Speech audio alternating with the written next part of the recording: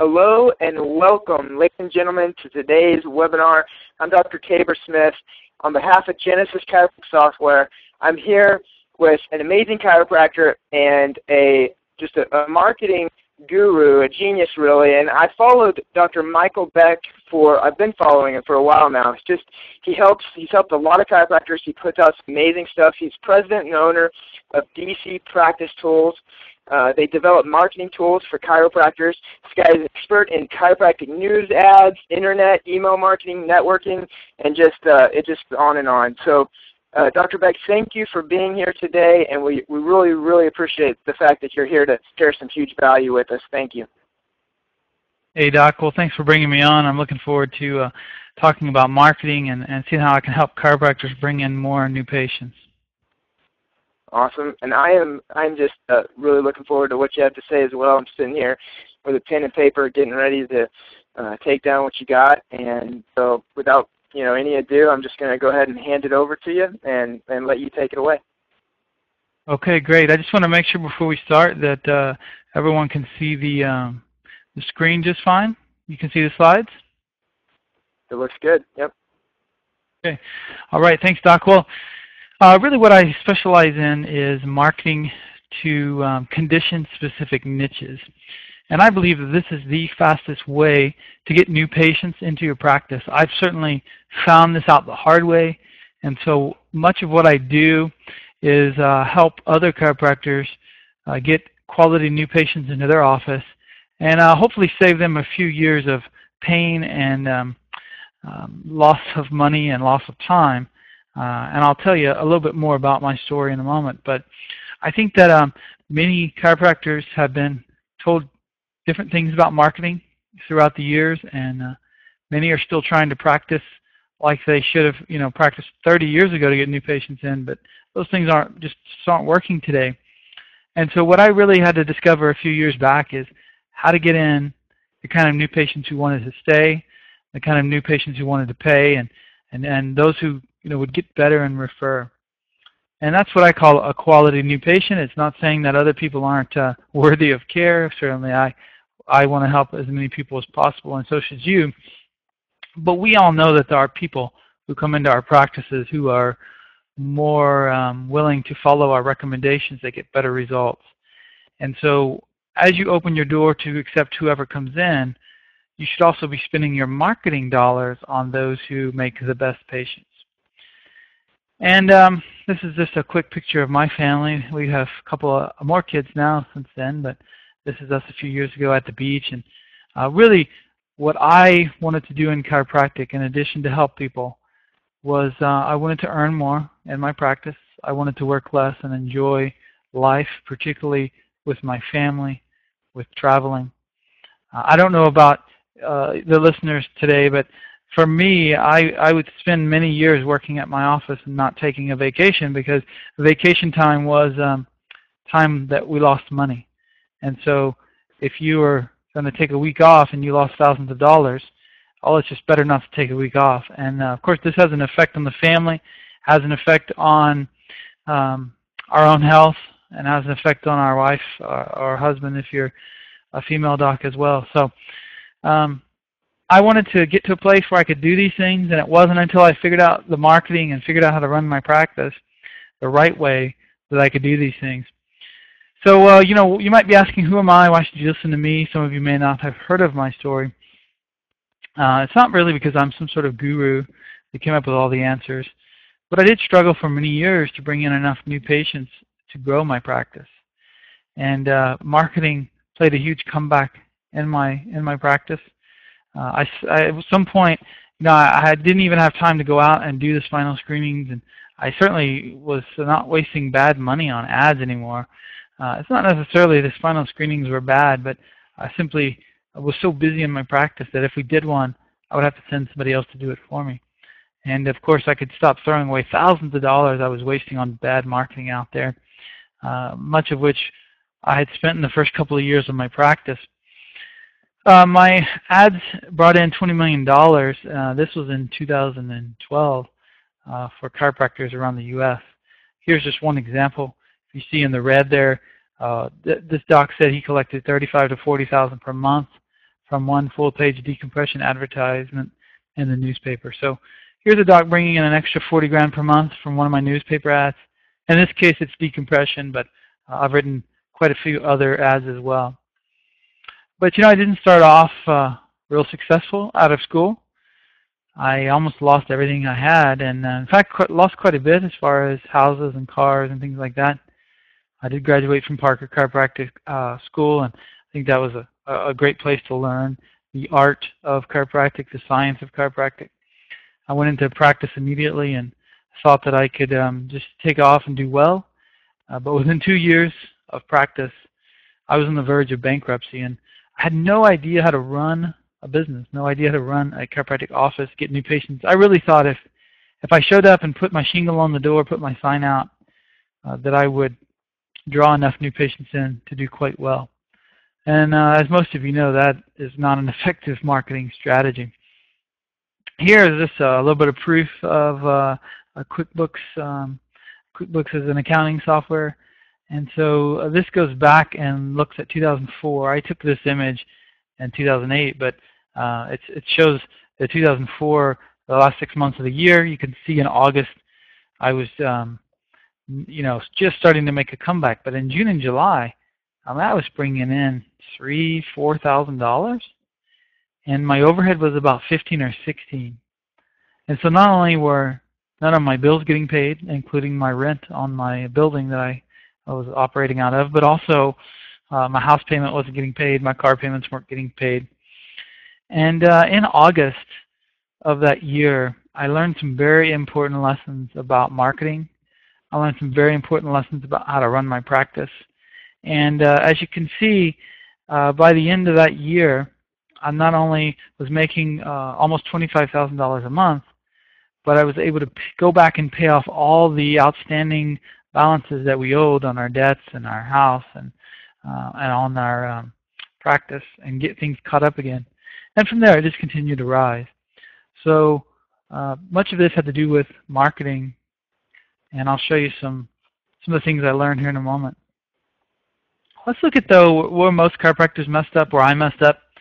One of the problems is that chiropractors think we need to look pretty graphical ads, and that's just a really big mistake. The ad, the way it looks doesn't necessarily mean it's going to bring a lot of new patients in. And a lot of people will put pictures of themselves, put pictures of somebody on the beach, put pictures of somebody playing golf, and then just put a couple of words inside the pic or around the picture and run that, sort of like a yellow page ad, a large yellow page ad might look. And these types of ads just simply don't work anymore, particularly if you have more than one chiropractor in your area. Also, they're very expensive if you want to run them, and so you need a good return. Same thing with yellow page ads. So they're just working less and less these days. For a while, people were using what's called lead generation ads, and those, of course, become quite time intensive. And even a more long copy ad, which I prefer, sometimes they're badly written. There are ads out there where you have to write up your story and put them in there, and that becomes almost half of the advertisement is your personal chiropractic story. Well, the problem is most chiropractors aren't trained in how to write their own ads, and so you can put things about your story in there that will actually turn people away from coming in to see you. And so unless you're skilled at how to craft an advertisement, how to write up your own story and emphasize the points that need to be emphasized, I don't recommend that doctors do that. I think it's a bad idea to tell people your story and make that the reason they should come in. And many people will just read that and say, well, that's his story, but how does that apply to me? Here's just an example of a typical newspaper ad. It's just a small newspaper ad. This one is black and white, and it just sort of says, here's who we are. Here's our name, our address, our phone number. We do family wellness, nutritional counseling, massage therapy, sports injury prevention, and here's our website. Call today for a free consultation. So they're trying to make an offer, but it's more of a business card than an advertisement, but this was an actual advertisement in a newspaper. And it doesn't really say much. Why should I come in? What is family wellness? What is nutritional counseling? What if I don't understand those terms? Why do I need to prevent sports injuries? Some of these things as chiropractors, we think, wow, this is obvious. People should want wellness and people should want prevention and counseling. But in the average consumer's mind, the patients aren't thinking they've just got to get out and get these things. And so we have to somehow give them information that will convince them they need these services. Here's an ad that I ran quite a few years back, and it says sick and tired of headaches. I'm trying to get a headline in there, and then I offered them $27 exam and X-ray, but this absolutely got no new patients, and it was really a waste of money. Thankfully, it didn't cost a whole lot of money, but even though I had learned my lesson in 2004, occasionally I'd have a friend who would say, you've got to try this coffee newspaper thing that we put in all the coffee shops around town, and it won't cost you very much, $75. And so, $75, I'll give it a try, and this is one of the tries that didn't bring in anything. Lead generation, it's really not very popular today, but there are still a few people who kind of hold to it dogmatically.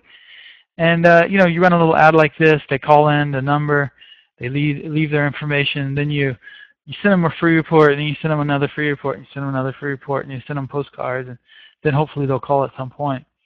There's a lot of steps in this process. Everyone I know who's ever done it cannot maintain it once it gets to a certain point.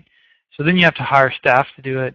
And then guess what? Your staff gets tired of doing it too, and you check on them and find out they're not actually mailing the reports anymore, and then it sort of seems pointless. And by the time you figure out your return on investment, it's a year or two later, and it's sort of hard to make marketing decisions if you've got to wait a year or two to figure out if you're making money or not. So it doesn't work well. It's labor intensive, and it just sort of builds up a ton of work on you in your office. The question you need to be asking is not how many leads can I get, but how many actual new patients can I bring in to my office? How can I collect that case fee from them, help them get better, and then do that all over again? That's really bring the patient in, get them better, help them pay you for it, and repeat that process. And how fast can you do that? That's really what it boils down to. We try to make practice complicated, but when it comes down to it, these are the basic steps of getting a new patient in and putting them through their care and having them pay you and doing that just repetitively with different patients. So that's what you want to do. You want to run an ad. You want to have people pick up the phone, call you to schedule, and then come in. And then you take up from there as far as your care plan goes.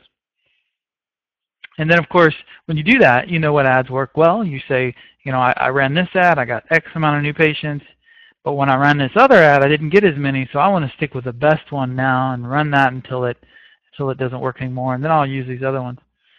And you can then, of course, use that ad in different ways. You can try inserts, direct mail.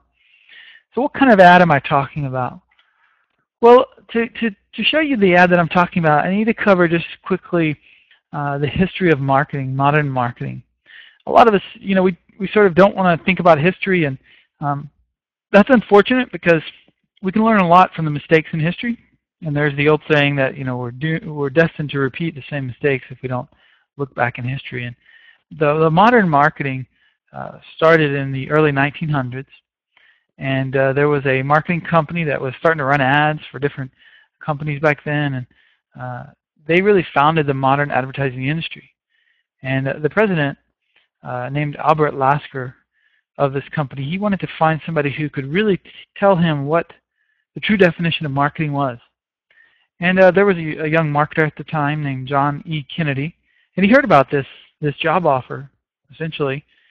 And so he went to meet with Mr. Lasker. And he was down in the bottom of the building, and they had saloons, really what we might call a restaurant, in the bottom of this large building in Chicago. And Kennedy writes a message to be sent up to the president upstairs, and he says, I'm in the saloon downstairs. I can tell you what advertising is. He says, I know that you don't know what it is. It will mean much to me to have you know what it is, meaning, he'll get a nice job. And it'll mean much to the president as well. If you wish to know what advertising is, send the word yes down by messenger. So the message goes up, and the President Lasker, he can't wait to come down and meet. So they come down and have lunch. And they're having a discussion. And this is Albert Lasker. Years later in his book, he recounts the discussion they had. So Kennedy said to me, "Do you know what advertising is?" And I said, "I think I do. It's news." In other words, to most people back then, advertising was just sort of a news article. You know, here's what we discovered, here's what we have, here's what we found. Lasker reports that I said I thought I knew what advertising was, news, just exactly as the old sailors and astronomers thought the world was flat. And thinking the world was flat, they had worked up a system whereby they had quite a world. But Columbus came along and he showed them the world was round, and then it was what Kennedy did, what Kennedy showed me that day. Kennedy said, "No, news is a technique of presentation, but advertising is a very simple thing. I can give it to you in 3 words." And of course, Lasker said, "You know, I'm hungry. What are these 3 words?" And he said, "Salesmanship in print." And that changed the world of modern marketing. Now, it's later, 100 years or so later, people thought they could improve upon this and have moved away from it quite a bit. And that's why I said we see quite a bit of the graphics and just pictures being considered ads. But salesmanship in print really summarizes what you need to be doing with your advertisements. So what is that? Well, it's salesmanship. It can be defined as skill in selling. It's just skill in persuading people to buy. You know, we don't like to say that we're salesmen in chiropractic, and you know, that's fine if you want to use a different term. But when it comes down to it, I mean, you're persuading people that what you do can help them, and they need to pay you for that service, unless you're giving it away for free. And so if you want to use a different term, that's fine. But if you look it up in the dictionary, that's called salesmanship. The better you are at that, the more skilled you'll get. Zig Ziglar said that selling is the oldest profession in the world. You know, convincing people to buy what you have to offer them. So how do we do this in a print? Well, we do it with what's called a long copy sales letter. Some people call that an advertorial. And you know, the reason that's so important is because it allows you to tell the patient, the prospective patient, that you can help them. And they're reading it thinking, wow, somebody who finally understands my problem, because you just explained their problem right there to them. Somebody who can relate to their problem is what you seem to be, and it seems like you've helped others with it. So you have some expertise. This is where testimonials become important. So I compiled 7 secrets to salesmanship in print. If you read a lot of the old marketing books and some of the newer ones as well, you come up with basically 7 things that must be in an advertisement to make it work. And these go from most important to least important. So the first thing is that you have to have a compelling headline. This is where most modern advertisements really mess up, is they don't have any headline. It's just my name or my practice's name. And that doesn't tell anybody anything. One marketer said up to 80% of the response from your ad is said to be a result of your headline. 80%, meaning you can see an 80% increase from one ad to the next in just changing the headline. That's it. Nothing else changes about the ad except for the headline. All of a sudden, 80% better response. The second most important thing is you got to have a photo that captures your prospective patient. So you can see here, this lady is running along the beach, jumping in the air, and it just says if you suffer from fibromyalgia or chronic fatigue, there is hope. So that's the number 3 item, which is a caption underneath the photo. A lot of people, you know, all their ad is a photo with a few words above it or below it. So they have this aspect, but it either doesn't relate to the ad or that's all the ad, and that's certainly just a small portion of the ad. You need to have an opening paragraph that connects with your reader. That's rather obvious, but many people you know, don't do that, or they start off with their story, or they just list a few things about their practice. You need to connect a smooth transition from the headline into the article itself. You need to have social proof. There's a book on social proof by Dr. Cialdini. He talks about how it overcomes 2 things, uncertainty and also brings people into a similar experience. So they're uncertain about coming to see you. They read about other people. That makes them feel better about coming to see you. Also, they're concerned you won't be able to help somebody like them with their problem. But when they see other people who've had that problem and you've helped them, then of course that testimonial makes them feel similar and similarity. comes into play there. Also, you need to make an offer. I mean, people are just scared to make an offer in chiropractic. I don't understand what the big concern is. I know people are concerned we're not going to look as professional, but I've seen a lot of professional medical doctors and dentists make offers. You can go to websites. You can look in the newspaper. You know, for me, I was more concerned about being successful in practice than I was looking like the most professional doctor in town. Now, of course, you need to follow your state laws and all the laws that are out there. That's really not what's under discussion here. It's simply making an offer that overcomes the person's hang-ups financially to come in. I'm not saying you want to bring in people who can't pay you. I'm saying that they're not quite sure if they're going to have to spend $500 or $1,000 on that first day in your office. And so making them an offer, of course, attempts to take that pressure off of them so they'll at least come in and meet you, see how you can help them. And then, of course, with that, you got to have a deadline. You can't just leave an offer out there forever. This is a few long copy ads early on in our profession. You can see this with B.J. Palmer. I mean, he caught on rather quickly that this was going to work, and so he began using advertisements for the school. And you know, the ones that I write today look different than this, obviously, but you can already see some of the elements here. He's got a headline, he's got a picture, he's got captions underneath it. He's got quite a few pictures and drawings on the one on the left. So this goes way back. It's not new science. It's just how do we put it together and use it today to effectively bring in new patients. Here's one of the most famous long copy ads ever, one of the most successful ones, they say, that ever ran. It ran for many years, written by David Ogilvy. And you can see here the headline, you know, at 60 miles an hour, the loudest noise in this new Rolls Royce comes from the electric clock. And so back then there wasn't an electric clock in the car. The cars are really loud. If cars went 60 miles an hour, they're extremely loud. And so this headline just says so much. Then you see a smaller subheadline underneath it. And then he goes through, I think, 13 points about this new car that had just come on the market. Very successful advertisement. So, you know, when people hear about long copy ads, two things usually, they're both attached. One says, who would read that? And another one says, even if somebody started to read that, it's too long, they won't finish it. Well, the studies don't show that, and neither does experience. Here's some of the best marketers that have ever come from the last century. I just mentioned David Ogilvy. He said that if you put long copy in an ad, it's going to sell more than short copy every time, particularly when you are asking the reader to spend a lot of money. Only amateurs use short copy. So, you know, if you're not asking people to spend much money in your practice, you know, if you're just wanting them to come in and spend 10 or 20 bucks and that's all they're ever going to spend, then you probably don't need a long copy ad. But if you're expecting them to spend a few $1,000s, you're going to have to do better than just put a few words in your advertisement to convince them.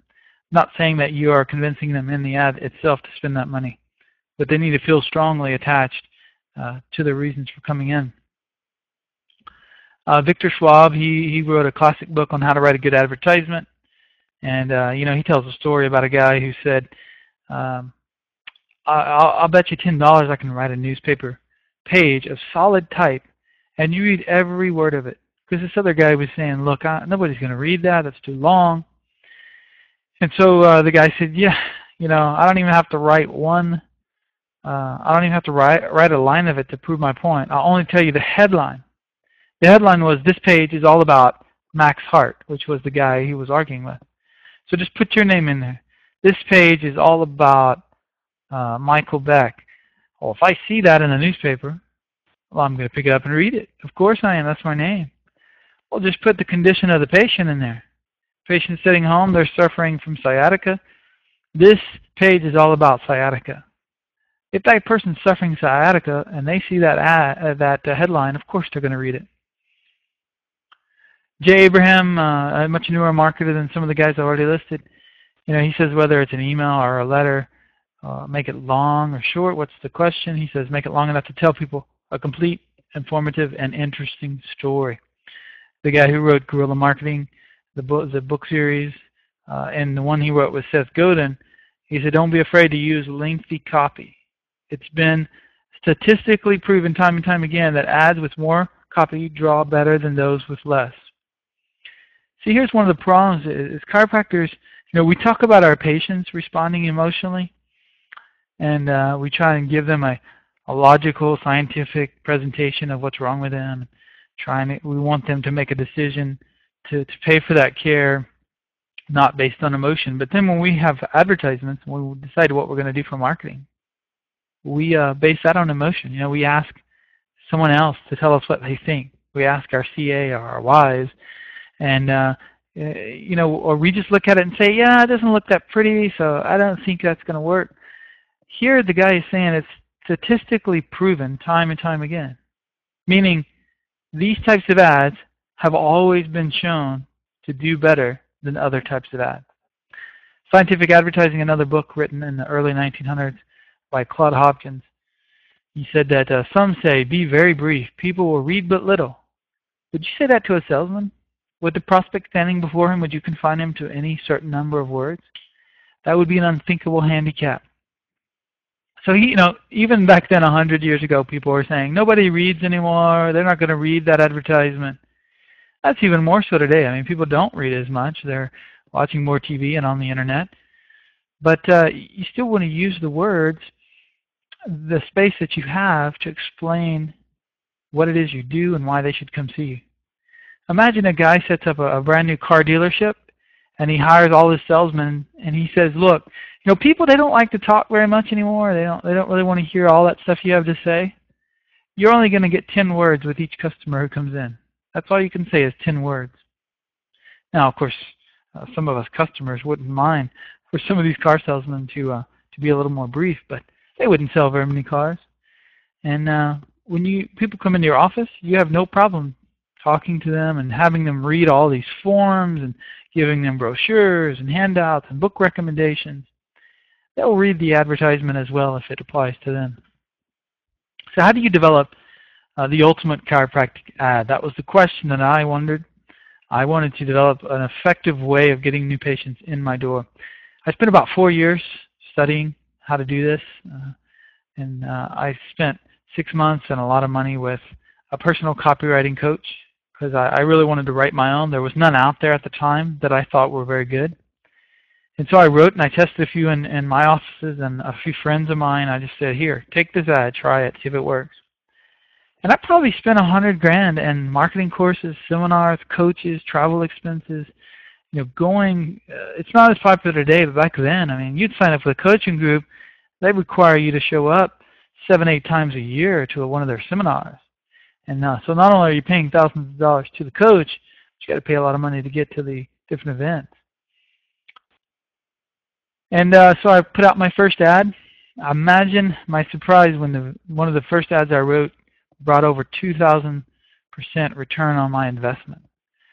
So what that means is I spent $700 to run an ad, and when all the people came in, 6 months later I could go back and see how much money I made off that ad. $14,000 is how much money I made. So who wouldn't spend $700 to bring in $14,000 in income? I mean, people invest in the stock market with much less returns than that. So in the end, I got 11 new patients within 7 days. I got 2 direct referrals, and that's not even counting the long-term maintenance care that followed with some of these people and the future referrals that they gave. So you can kind of see a picture of my spreadsheet over here. That's a 20-to-1 return on investment. Some people didn't stay very long. You can see they paid the $35 exam fee, and then they were gone. Other people spent $3,000. See, sometimes in practice we get so focused and we think, well, John, he was annoying. He only came in a couple of times. He got really mad at me. He said bad things about me in the community. I'm never running an ad again that brings people in like that. But if we don't sit down and look at the big picture, we just brought in $15,000. I'm sorry that John was upset, but I'm not really going to be letting him run my marketing for my practice. And so it's not just about the number of new patients either that come into your office. I mean, we want high numbers of new patients, but at the end of the day, it's more about return on investment. When you're looking at the business part of your practice, it is more about return on investment than it is about numbers of new patients. If you want to look at numbers, look at the number, your return on investment. You might get 5 new patients in, but what if they all paid you $5,000? Is that better than 10 new patients who paid you $300? You can't just look at the number of new patients is what I'm saying. The most effective way, though, to bring in high-quality patients is to ask yourself, what group of people do I already see that are good quality? They stay, they pay, there's a good case fee associated with their care, and they refer others in like them, or other people, other family members in that can use our services. So this is called sub-niching the market. The market would be everybody who's a potential chiropractic patient. Well, that's just about everybody in our society today. So if you're going to try and market to just everybody, then you're not really marketing to anybody in particular. This is the problem, because chiropractors just want to market to everybody. Everybody could use our care. I believe so strongly in that I'm going to put advertisements out there that draw everybody in. Well, when they see that, they don't really feel like you're talking to them, and so they dismiss it. What I wanted to do was sub-niche the market, and I wanted to focus on different groups of patients individually. And if I want a lot of different groups of people, then I just run different types of ad at different times. So why do you sub-niche? Well, it's easier to develop a specific message to that market. So if somebody has neuropathy, then you can talk about neuropathy. They don't really care about headaches if they're not having headaches. And sometimes that makes chiropractors upset. We can help all these different things. Why don't people see that? Well, because they're just like me and you. They see the circumstance they're in right now. And they're thinking about their back pain or their neuropathy, for example, and not people with headaches. That doesn't mean you can't help people with headaches. Doesn't mean they won't believe that when you teach them that. But they're concerned about their issue that they're suffering from. So it's easy to convert them to care because you've already written an advertisement that they've read. They think you can help them. They come in. They convert better. It allows you to focus on specialty conditions. Of course, these usually have a higher case fee because it involves more care. Also, they've been to many other doctors, and they have not gotten help. So if you can help them, they're willing to pay you a lot for it. Of course, all of this leads to a much higher return on investment, which I just said was one of the most important statistics you should keep in your marketing practice. Here's a few sub-niches I think you should focus on, some that I did as well. The big ones right now are neuropathy. Decompression is still a very big, if you have a decompression table, because herniated disc are a huge issue. Sciatica, of course, back pain and neck pain, fibromyalgia, numbness, tingling. Some circles in chiropractic don't want to focus on conditions, but here's the truth: people are condition focused, and if they've never been educated in chiropractic, how would we expect them to know what it is and why they should come see us? They just say, I have fibromyalgia. You run an ad, they come in, they get help. You have all the time to educate them on what wellness is and what chiropractic is. In fact, I was just talking to a coach, the coach's chiropractic, not too long ago, and he was even telling his clients now that when it comes to paid marketing outside their practice, they should focus on condition-specific problems and not run advertisements for wellness. He said nobody in other professions that focus on wellness are doing that either. So why would you want to do that? That's something you do inside your office or when you don't have to pay money. A couple of examples here. You can see I have the different factors, the 7 things I mentioned earlier, headline. I even have a subhead on most of these.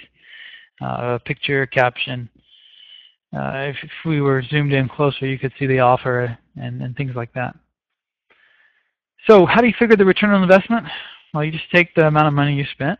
So let's say you spend $500. If you have a 10-to-1 return, that means you're going to make $5,000. So would you spend $500 to make $5,000? I mean, that's what it boils down to. That's the question. And if you did that and got back $5,000 a month for 12 months, then you would make 60 grand extra that year. See, people focus on the $500 and say, well, I got to spend money to make money. I got to spend $500. That's kind of risky. And I admit it is, with some people, it is risky to spend money on things that don't work. We want to spend money on things that have shown themselves to already work in our industry. So who wouldn't put a dollar in and then get $50 out every time of a machine? This should be crazy. One of the questions, though, is newspaper advertising still working? Well, a few years back, internet and TV were getting so big that they did some studies, and the top one here talks about the Super Bowl. It says that Americans still read the newspaper on average every week, more than watch the Super Bowl every year. And then the bottom one, a study done in 2007, newspaper readership in the top 50 markets has gone down. So there's no doubt, 6% people are reading newspaper less. But there's been a 10% decline in primetime audience and 6% decline in early evening TV local news. So what I'm saying here is that newspaper ads still work. You can get better deals than ever because newspapers need your money more than ever. Our prime group of patients are still reading the newspaper at this time. And I'm not saying you should only do newspaper advertising. You should have a website. You should have an online presence. I mean, we even have people in my, a lot of my clients, we have them set up with a guy we work with on websites, with Facebook, Twitter, all those things. That's beside the point, though. The point with website is people can find you online, and that's a slow process of getting people in each month. Newspaper ads, that's a big, fast, you need to be doing that each month as well. So do both. This is not an either or, but you can see that newspapers are still an effective place to run advertisements. And some of these testimonials prove that fact. I mean, it's one thing to show you some studies like this. What really matters is, are they still working for doctors? And they are. A lot of people say it doesn't work in my area. Here's a guy who got 109 patients in Kansas. From I think he ran 2 ads to get 109 patients. Here's a small town in North Dakota. These docs ran an ad for $331, and they got 19 new patients in. Here's a guy in a big city. He ran an ad, and he collected $15,000 before he'd even gotten any of the insurance money that he was expecting to get from those patients. And you know, a neuropathy ad that I wrote, a guy had 94 new patients, 82 started care. He had to hire new staff. He had to actually tell people to stop coming in for at least 2 weeks so he could hire some new staff to help him process all the new patients he was getting. So you can use these ads in other places as well. People use them on websites, postcards, direct mail. I mean, usually you get so many from the newspaper that you don't even have time to do these other things, but you could if you chose to.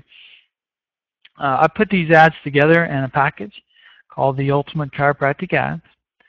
And you know, if that's something that you're interested in, I want to go through sort of what the components of that package are. I do think if you were to use these ads, it would be highly effective in getting new patients into your office. So I put together 40 done-for-you ads. There's small ads, there's large ads, but they total up to be more than 40. They've been tested in competitive areas now, you know, all around the world, but particularly in most areas of the U.S. They're written by a chiropractor myself, trained as an ad copywriter. A lot of, see, you either get one or the other. You get ads from a chiropractor who's not been trained very well, so they're not good ads. Or you get advertisements written by a copywriter who's not a chiropractor, and they don't understand the language of the patient and our industry.